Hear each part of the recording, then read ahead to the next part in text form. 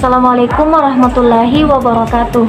Perkenalkan, saya Nur Alifa Makfira Salim dengan NIM K0212011024.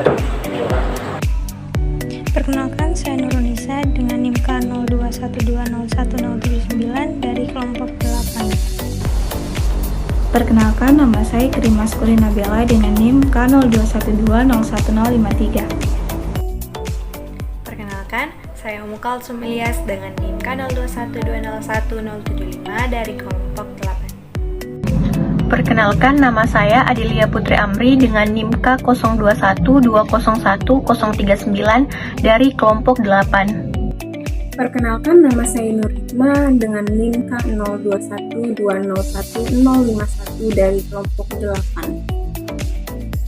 Perkenalkan, nama saya Rahmi Mursake dengan NIM K0212011022.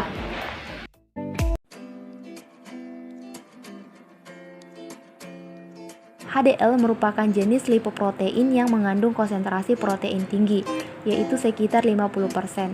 Namun, konsentrasi kolesterol dan fosfolipidnya lebih kecil. Apabila kadar HDL dalam darah tinggi, maka akan menjadi faktor risiko penyebab aterosklerosis. Akan tetapi, di lain sisi, HDL juga mampu berperan dalam membantu mencegah terjadinya aterosklerosis melalui perannya yang dapat mengabsorpsi kristal kolesterol yang menumpuk pada dinding arteri. HDL diproduksi di dalam hati dan usus, yang kemudian dibawa masuk ke cairan darah. Selain itu, HDL juga berperan penting dalam transport balik kolesterol, di mana kelebihan kolesterol dalam jaringan periferal akan dikembalikan ke dalam hati untuk diekskresikan. Penurunan kadar HDL akan mengakibatkan penimbunan kolesterol di dalam dinding pembuluh darah, sehingga dapat mengakibatkan terjadinya penyakit jantung koroner. Kadar normal dari HDL ialah pada laki-laki lebih 39 mg per dl. Jika di perempuan sendiri lebih 46 mg per dl. Untuk menentukan kadar HDL dalam plasma darah manusia. Prinsip uji HDL yakni dengan pemberian polyethylene glycol atau PEG ke dalam sampel. Chilomikron, FLDL, dan LDL akan mengendap. Setelah disentrifugasi, yang tertinggal di suplementannya hanya HDL yang kadar kolesterolnya ditentukan dengan metode enzimatik. Ini menurut Sirajuddin et al. 2018.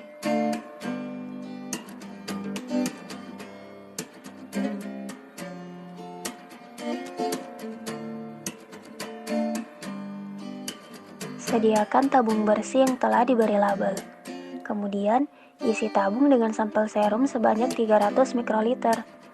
Tambahkan no drop HDL sebanyak 1 tetes. Kemudian tutup tabung dan pusingkan dengan alat centrifuge selama 5 menit. Hasil pemusingan pada centrifuge merupakan supernatan. Sediakan tabung yang bersih yang telah diberi label. Hal ini dilakukan untuk menghindari kontaminasi pada sampel dan memberikan label agar sampel tidak tertukar. Kedua, isi tabung dengan larutan trigliserida sebanyak 1000 mikroliter. Ketiga, tambahkan sampel supernatan sebanyak 10 mikroliter dan homogenkan. Keempat, inkubasikan selama 10 menit pada suhu 37 derajat Celcius. Inkubasi bertujuan untuk membuat suatu larutan menjadi saling berikatan menjadi suatu larutan yang homogen. Kelima, amati dan catat perubahan warna yang terjadi. Keenam, ukur kadar HDL dengan menggunakan alat photometer analyzer. Dan yang ketujuh, catat nilai kadar HDL yang akan tertera pada layar.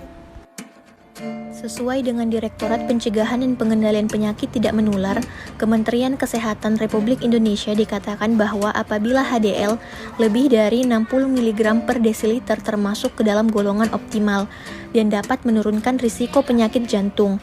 Dan apabila HDL pada laki-laki kurang dari 40 mg per desiliter dan perempuan kurang dari 50 mg desiliter, maka dapat meningkatkan risiko penyakit jantung.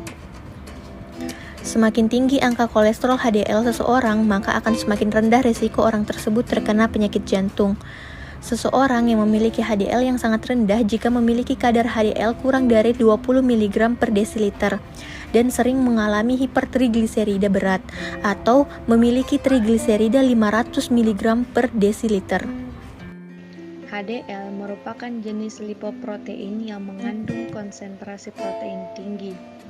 Jika kadar HDL dalam darah tinggi, maka akan menjadi faktor risiko penyebab aterosklerosis. HDL berperan dalam transport balik kolesterol, di mana kelebihan kolesterol dalam jaringan perifer akan dikembalikan ke hati untuk diekskresikan. Adapun kadar HDL normal jika lebih dari 60 mg per desiliter. Namun, apabila kadar HDL pada laki-laki kurang dari 40 mg per desiliter dan perempuan kurang dari 50 mg per desiliter dapat meningkatkan risiko penyakit jantung.